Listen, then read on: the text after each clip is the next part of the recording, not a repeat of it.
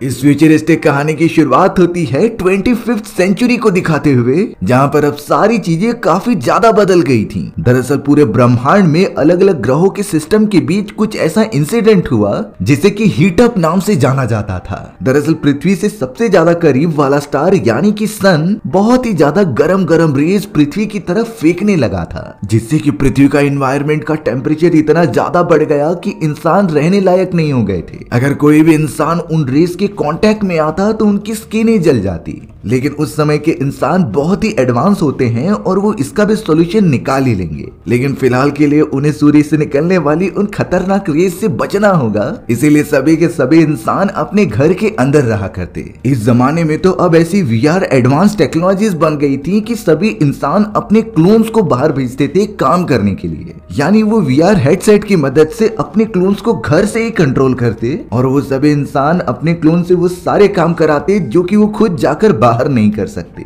यानी कि बाहर जितने भी इंसान मौजूद हैं वो सब के सब उनके क्लोन्स हैं। लेकिन इसके भी ड्रॉबैक होते हैं, क्योंकि इंसान जो हमेशा अब घर के अंदर रहते हैं उन्हें अजीब तरीके की मेंटल डिसीज होने लगे थे, और ये डिसीज किस हद तक पहुंच जाएंगे ये हमें कुछ समय में पता चल ही जाएगा। हमें तो अब यहाँ पर एडम नाम का एक आदमी दिखाया जाता है जो कि वीआर हेडसेट बनाने वाली एक टेक्नोलॉजी कंपनी में ही काम किया करता था। बाकी सबकी तरह एडम को बिल्कुल अच्छा नहीं लगता घर के अंदर बैठकर अपने क्लोन्स को कंट्रोल करना। वो किसी भी तरीके से चाहता था कि इंसान इन रेस से बचने का असली तरीका निकाले, ना कि घर के अंदर बैठकर उनसे बचने का, क्योंकि इस तरीके से तो इंसानी सभ्यता धीरे धीरे इवॉल्व होने के बजाय एकदम आलसी और घर में बैठने लायक हो जाएगी, जो कि बिल्कुल भी अच्छी बात नहीं है। एडम तो यहाँ अपनी फैमिली के साथ रहा करता था, लेकिन बाकी फैमिली मेंबर्स की तरह उसकी भी फैमिली के बच्चे वीआर के दीवाने होते हैं। वो तो अपने घर के अंदर ही वीआर हेडसेट से गेम्स खेलते और मजे करते। अब हमें यहाँ दिखाया जाता है कि एडम एक डॉक्टर के पास बैठकर कुछ बातें कर रहा है। वो डॉक्टर भी रियलिटी में नहीं थी, बल्कि ये तो उसका क्लोन था, जो कि रियल वाली डॉक्टर अपने घर पर बैठकर इसे कंट्रोल कर रही थी। यहाँ पर एडम को बहुत ज्यादा टेंशन आता था और उसे फिक्र हुआ करती थी, इसीलिए वो कंसल्टेशन के लिए डॉक्टर के पास आया होता है। लेकिन जब डॉक्टर ने एडम के पूरे बॉडी चेकअप किए तब वो एक शॉकिंग रियलिटी एडम को बताती है। उसने तो एडम से कहा कि तुम्हारे पास बहुत कम समय बचा हुआ है, क्योंकि तुम्हें एक मिस्टीरियस बीमारी हार्ट कैंसर है और वो एकदम लास्ट स्टेज पर थी जहां से वापस निकल पाना बिल्कुल भी नामुमकिन था। एडम एकदम घबरा गया कि ये उसके साथ क्या हो रहा है। तब जाकर वो डॉक्टर से रिक्वेस्ट करता है कि प्लीज इसका इलाज कर दीजिए। डॉक्टर ने तो कह दिया था कि इसका कोई इलाज नहीं, यहाँ तक कि अगर कोई आदमी तुम्हें अपना नया हार्ट दे दे तो भी पॉसिबल नहीं है। लेकिन डॉक्टर ने एडम को समझा दिया था कि तुमने लाइफ इंश्योरेंस का प्रीमियम प्लान लिया है, जिसके कारण तुम्हारे मरने के बाद तुम्हारी पूरी फैमिली और बच्चे की एजुकेशन से लेके सारी चीजें लाइफ इंश्योरेंस कंपनी कवर करेगी, यानी कि तुम्हें अपनी फैमिली की टेंशन लेने की कोई जरूरत नहीं। लेकिन एडम पूछने लगा कि क्या उन प्रीमियम प्लान्स में मेरे हार्ट को रिप्लेस करने की स्कीम्स मौजूद हैं कि नहीं। डॉक्टर कहती है कि ऐसा पॉसिबल तो है, लेकिन इसमें तुम्हारी वाइफ की अनुमति लगेगी। अपनी वाइफ का नाम सुनकर एडम एकदम शॉक में हो जाता है, क्योंकि हाल के इस समय में उसकी और उसकी वाइफ मीना की रिलेशनशिप बहुत ही ज्यादा बेकार चल रही होती है। बात तो डाइवोर्स तक पहुंच गई थी। इसी वजह से एडम गुस्सा हो जाता है और वहां से अपनी कंपनी की तरफ चला जाता है। हमें दिखाया गया कि एडम एक कार के अंदर मौजूद है और उसने ऑरेंज कलर का एक सूट पहना है। दरअसल ये सूट इसीलिए बनाया गया था ताकि इंसान बाहर निकले तो सूर्य की किरणें उनकी बॉडी पर पड़ने पे उन्हें कुछ ना हो। इसीलिए अब एडम उसी सूट को पहनकर सीधा अपने ऑफिस की तरफ चला जाता है। वो टेक्नोलॉजी वाला बहुत बड़ा ऑफिस पूरा खाली था, क्योंकि वहाँ जितने भी एम्प्लॉयज काम करते थे वो वर्क फ्रॉम होम करते हैं। सिर्फ एक एडम ही है जिसे कि फिजिकली ऑफिस में आकर काम करना पसंद था। वो तो ऑफिस में सारे रूटीन फॉलो करता है और टीम मीटिंग के अंदर अपने बॉस को कुछ आइडियाज देता है। एडम तो यही कहना चाहता था कि वीआर टेक्नोलॉजी को आगे पुश करने के साथ साथ वो लोगों को फिजिकली बाहर निकलकर एक्सपीरियंस करने पर भी प्रेरित करना चाहिए। लेकिन उन वीआर कंपनी के बॉस को ये बिल्कुल भी नहीं चाहिए था। वो तो एडम को डांट देता है और उसे अपना काम करने के लिए कहता है। और अब इन्हीं चीजों की वजह से एडम का दिमागी संतुलन बिगड़ने लगा और वो तो साइकेट्रिस्ट के पास भी जाकर कंसल्ट करने लगता है। लेकिन एडम का अपनी वाइफ मीना के साथ ये सारी चीजें बद से बदतर क्यों हो गई,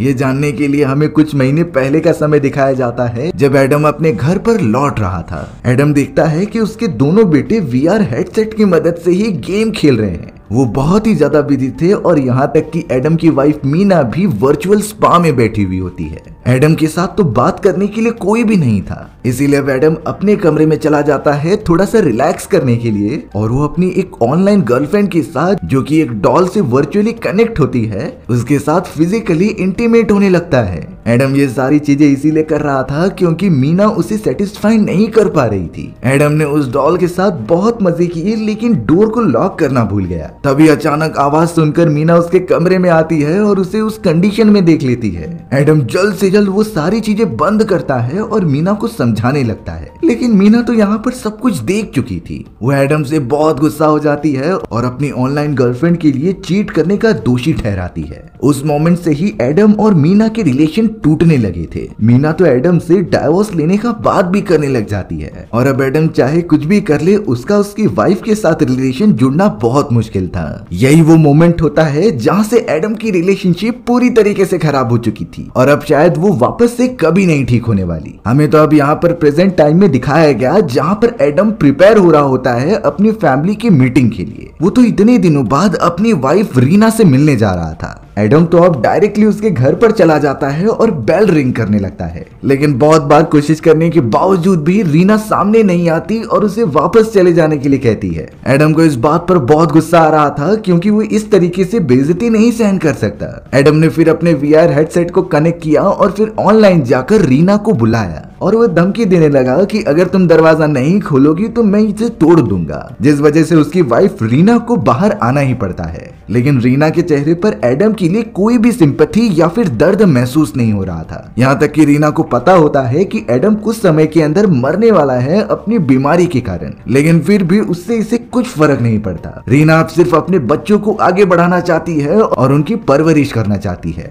एडम तो रीना से रिक्वेस्ट करता है कि वो वापस से हैप्पी फैमिली बन सकते हैं, सिर्फ उन्हें थोड़ा सा कॉम्प्रोमाइज करना पड़ेगा और सब कुछ ठीक हो जाएगा। लेकिन रीना अब वापस पीछे नहीं मुड़ने वाली थी। एडम यहाँ पर अपनी वाइफ को ये भी समझाता है कि मेरा जो प्रीमियम प्लान है, जो लाइफ इंश्योरेंस प्लान मेरी कंपनी प्रोवाइड करती है, वो अभी बहुत ही ज्यादा बैंक करप्सी की तरफ मुड़ रही है, और अगर मैं इस समय मर गया तो हमें कोई भी बेनिफिट नहीं मिलेंगे। लेकिन यहाँ उसकी वाइफ रीना कहती है कि इससे मुझे कुछ मतलब नहीं। वो जानती है कि प्रीमियम 3 नाम का वो इंश्योरेंस प्लान उनके बच्चों और आगे आने वाले फ्यूचर के लिए बहुत इंपॉर्टेंट है। इसीलिए रीना ने यहाँ पर अपने हस्बैंड को ब्लैकमेल करना स्टार्ट किया और उसे कहा कि तुम लिथियम नाम की एक मेडिसिन को लो जो शायद बहुत महंगी आती है, पर उसकी वजह से कुछ समय तक तुम जिंदा रह पाओगे, और तब तक के टाइम में तुम अपनी कंपनी को बैंक करप्सी से बचा सकते हो, और अगर ऐसा नहीं हुआ तो तुम्हारे दोनों ही बच्चे बुरी तरीके से मारे जाएंगे। एडम तो यहाँ फंस चुका था और वो सोच ही नहीं पाता कि वो क्या करे। उसके पास तो टाइम कम था और ऊपर से वो मरने वाला होता है, फिर भी उसे अपने फैमिली की चिंता तो करनी ही होगी। इसीलिए अब एडम वहां से जाकर सोचने लगता है।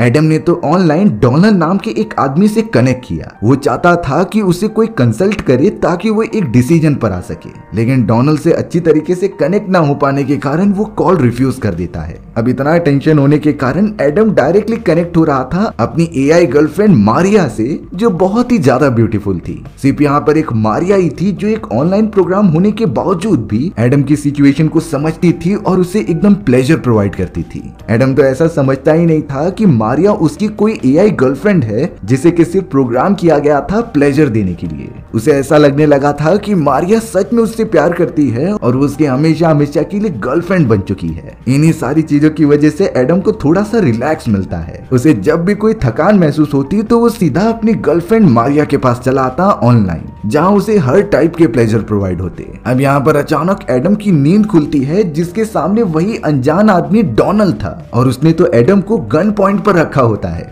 दरअसल डोनाल्ड एडम से पूछ रहा था कि तुम्हें मेरी आइडेंटिटी के बारे में कैसे पता चला और तुम चिप टेक्नोलॉजी के बारे में क्या बातें कर रहे थे। तब जाकर एडम डोनाल्ड को सब कुछ बताता है। दरअसल एडम ने एक चिप टेक्नोलॉजी इंक्लूड की थी जो VR टेक्नोलॉजी से कई ज्यादा अच्छी और इफेक्टिव है। एडम का मानना था कि अगर मेरी VR कंपनी VR बनाने पे ज्यादा फोकस करने के बजाय इस चिप टेक्नोलॉजी को ग्लोबली अप्लाई करे तो उनके प्रॉफिट ज्यादा होंगे और वो एक नए फ्यूचर की तरफ भी अपना योगदान देते रहेंगे, और शायद हो सकता है कि इससे हमारी कंपनी बैंक करप्ट होने से बच जाए। लेकिन फिलहाल के लिए एडम की इस प्रपोजल को कोई भी एक्सेप्ट नहीं कर रहा था। उसके सभी बॉसेस ने आइडियाज को रिजेक्ट कर दिया होता है, और अब एडम को ये चाहिए कि वो अपनी कंपनी को बैंक करप्सी से बचा ले और उसके मरने के बाद उसकी फैमिली को वो सारे प्रीमियम 3 के प्लान्स के बेनिफिट बड़े आसानी से मिल जाएं। एटलीस्ट वो ये थोड़ी सी चीज अपनी फैमिली के लिए करके जाना चाहता था। भले ही उसकी वाइफ उसका साथ नहीं दे रही है, पर वो ये चीजें अप्लाई करके ही रहेगा। एडम तो अब यहाँ उस मोमेंट को याद कर रहा था जब वो अपनी वाइफ रीना के साथ हुआ करता था। एडम और रीना के सामने तो एक क्लर्क बैठा हुआ था एडम की कंपनी का,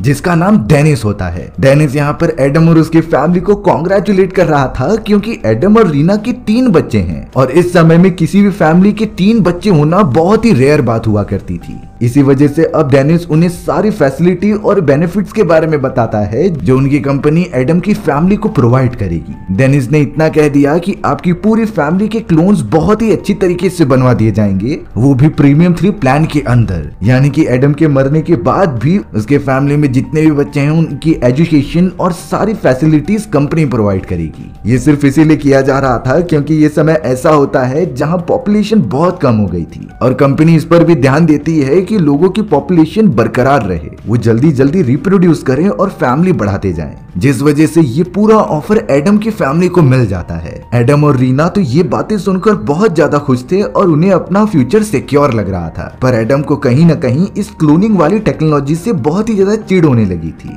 उसे लगता था कि ये क्लोन एक समय के बाद हमें बीमार कर देंगे और हम इंसान फिर पहले जैसे कभी नहीं रह पाएंगे। एडम ने तो उस क्लर्क से इस क्लोन टेक्नोलॉजी को डेवलप करने वाले इंसान का नाम पूछा तो उस क्लर्क ने डोनाल्ड का नाम बताया था। अब ये पूरा सीन प्रेजेंट में आ जाता है जहाँ पर डोनाल्ड ठीक एडम के सामने था और उससे पूछ रहा होता है कि तुम्हें मेरी आइडेंटिटी के बारे में कैसे पता चला। एडम ने उसे सारी बातें बताई कि वही है जो क्लोनिंग टेक्नोलॉजी का डेवलपर है। डोनाल्ड तो ये बातें एक्सेप्ट भी करता है। डोनाल्ड ने भी अब एडम को रिप्लाई दिया कि जब हीटअप स्टार्ट हो गया था और सारे लोग अपने घर में से बाहर नहीं निकल पा रहे थे तो गवर्नमेंट ने मुझे ऑफर दिया कि मैं लोगों के क्लोन्स बनाऊं जो कि इंसानी सभ्यता को अपने घर के अंदर कैद करना चाहते थे और सभी लोगों की क्लोन्स का कंट्रोल एक तरीके से गवर्नमेंट के पास ही होगा। हालांकि एडम अभी भी डोनाल्ड को बुरा भला कह रहा होता है इस आइडिया को कंक्लूजन में लाने के लिए, क्योंकि उसे ह्यूमन क्लोनिंग बहुत ही ज्यादा बेकार चीजें लगती थी। डोनाल्ड ने तो एडम को ये भी समझाया कि मैंने क्लोनिंग टेक्नोलॉजी अप्लाई करके कितने लोगों की जानें बचाई हैं।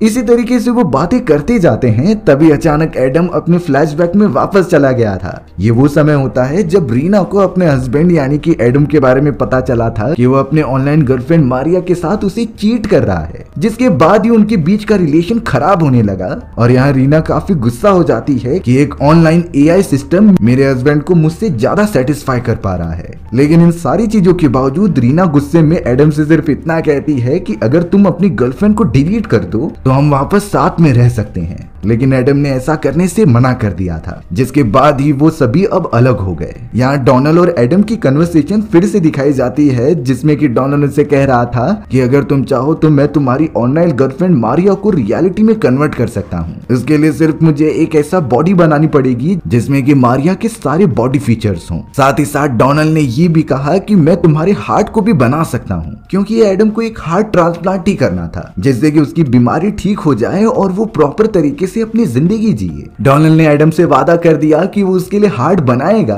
और जो सारी फीलिंग्स रहेंगी वो रियल होंगी। लेकिन तब तक के लिए एडम ने लिथियम एक्स नाम की उस ड्रग को लेने से मना कर दिया था, क्योंकि वो समझता था कि ये उसे अंदर ही अंदर वीक करता जाएगा। डोनाल्ड उससे प्रॉमिस करता है कि हम साथ मिलकर उस चिप टेक्नोलॉजी को आगे बढ़ाएंगे, लेकिन इसके लिए हमें थोड़ा सा टाइम चाहिए होगा। एडम तो यहाँ डोनाल्ड के ऊपर भरोसा करने लगा, इसीलिए उसके प्लान को कंटिन्यू करने के लिए ग्रीन चिट दे देता है। अब यहाँ पर एडम जब सो रहा था तो उसे अपनी मदर का कॉल आता है। उसकी मदर ने भी अपना क्लोन बना लिया था और वो सारी चीजें अपने क्लोन से करवाती। लेकिन जब उसकी मदर को ये पता चला कि एडम ने लिथियम एक्स नाम का ड्रग लेना बंद कर दिया है तो वो उसके ऊपर चिल्ला रही होती है। एडम ने यहाँ साफ साफ बोल दिया कि वो ड्रग नहीं लेगा चाहे कुछ भी हो जाए। सूर्य की रोशनी विंडो की तरफ से अब एडम के हाथों पर जैसे ही पड़ती है तो उसकी चमड़ी एकदम से जलने लग गई थी। एडम ये समझ गया था कि वो पहले से और भी ज्यादा कमजोर होता जा रहा है, इसीलिए उसने जल्द से जल्द खिड़की पर लगे हुए कर्टन्स लगा दिए, क्योंकि वो समझ चुका था कि अब वो ठीक से बाहर भी नहीं निकल पाएगा।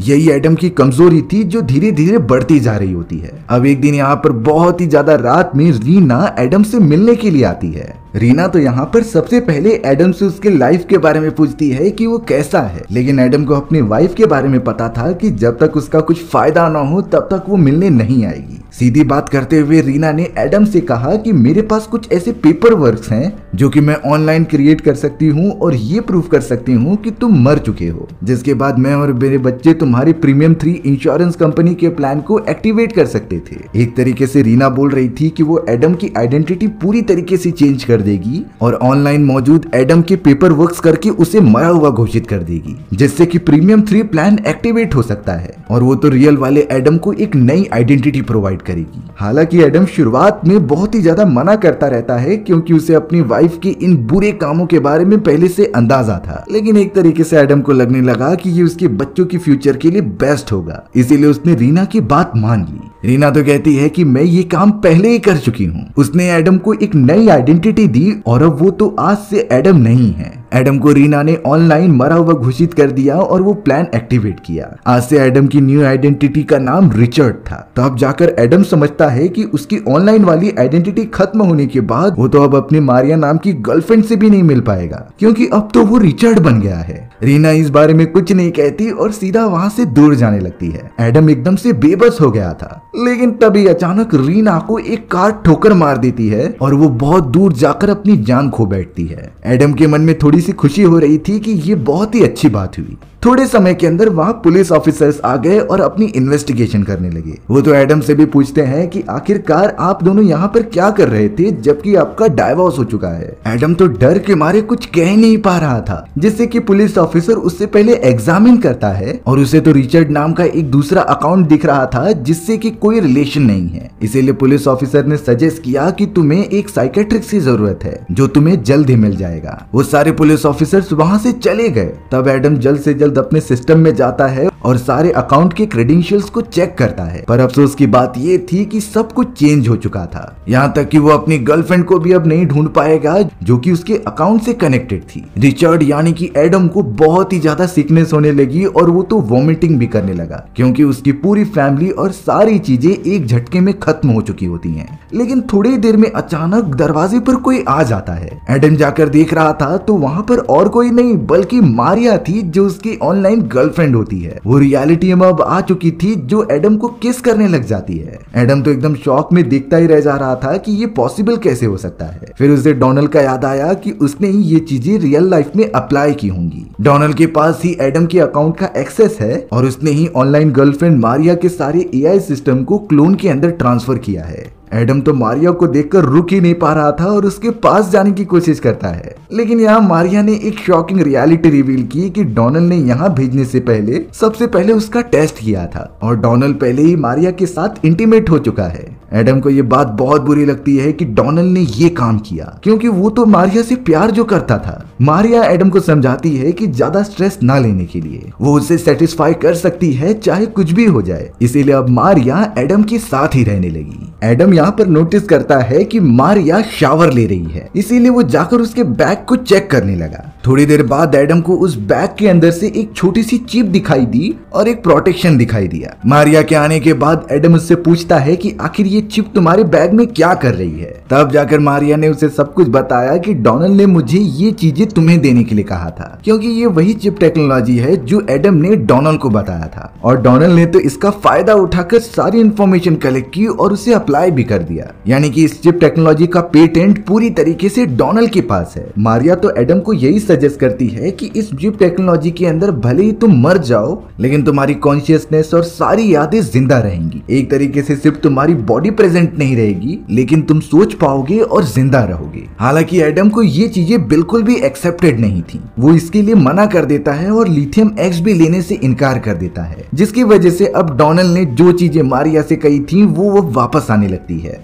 उसने एडम से साफ साफ कह दिया कि वो उसे नहीं चाहती और उसकी बॉडी सेल्स उसे एक्सेप्ट नहीं कर रहे हैं। वो एडम को उसी हालत में छोड़कर वापस चली जाती है। एडम तो अब पहले जैसा अकेला हो चुका था और वो अपनी ऑनलाइन गर्लफ्रेंड की क्लोन वाली बॉडी को लेकर डांस कर रहा होता है। इसीलिए उसने अब अपनी गर्लफ्रेंड की डॉल को नीचे रखा और उसे स्टैप करने लगा। वो तो धीरे धीरे एक साइको पर्सन के स्टेज पर बढ़ रहा होता है। एडम अब अपने कमरे में बैठा हुआ बहुत ही ज्यादा रो रहा था अपनी लाइफ से, क्योंकि उसके साथ अब तक बुरा ही होता आ रहा है। तभी एडम को फिर से दरवाजे पर दस्तक सुनाई दी। इस बार एडम ने अपनी प्रोटेक्शन के लिए गन ले ली होती है, जो सीधा दरवाजे पर देखने के लिए चला गया। लेकिन अब तो वो पूरी तरीके से शॉक हो जाता है, क्योंकि वहां पर उसका ही क्लोन मौजूद था, यानी कि एडम का क्लोन जो हूबहू उसका ही जैसा दिखता है। रियल वाला एडम एकदम चौंक गया, पर अब वो एडम का क्लोन घर के अंदर घुसकर उससे कुछ बातें करने लगा। एडम का क्लोन उसे बताता है कि मुझे डोनाल्ड ने ही बनाया है और उसने ही मुझे यहाँ भेजा है ताकि तुम्हारे मरने के बाद मैं तुम्हारी पोजीशन ले सकूं।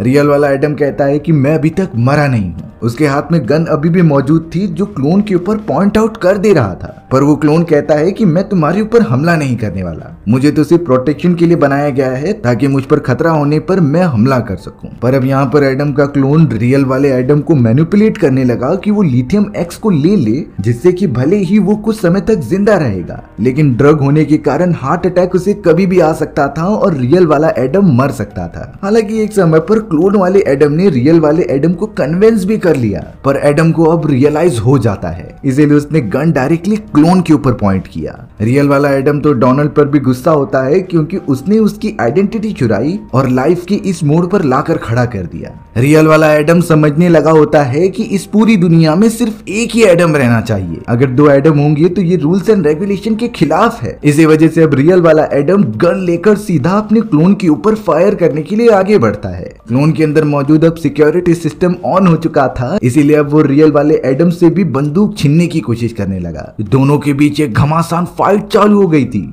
पर तभी अचानक उनके हाथ से गन नीचे गिर गया और गन में से गोली अपने आप ही चल गई। पर अफसोस की बात यह होती है कि ये गोली सीधा आकर रियल वाले एडम को लग गई। रियल वाला एडम वहीं पर मारा जाता है। एडम के क्लोन ने सारे सबूत मिटा दिए और रियल वाले एडम को जाकर दफना दिया, जिससे कि कोई भी उसके ऊपर शक न करे। वापस घर में आने के बाद अब आखिरकार एडम का क्लोन उसकी सारी प्रॉपर्टी और क्रेडेंशियल पर कब्जा कर लेता है और डोनाल्ड जैसा उसे कमांड देगा वो वैसा ही करता जाएगा। थोड़े समय के अंदर हमें दिखाया गया कि रीना की भी क्लोन अब उस जगह पर आ चुकी है, यानी एडम और रीना के दोनों क्लोन्स पहले से ही मौजूद थे और अब वो उनकी जगह ले लेंगे, जो प्रीमियम 3 नाम के इंश्योरेंस कंपनी वाले प्लान को एक्टिवेट करके उसके बेनिफिट उठाएंगे। और इसी खतरनाक एंडिंग के साथ ये कहानी यहीं खत्म हो जाती है।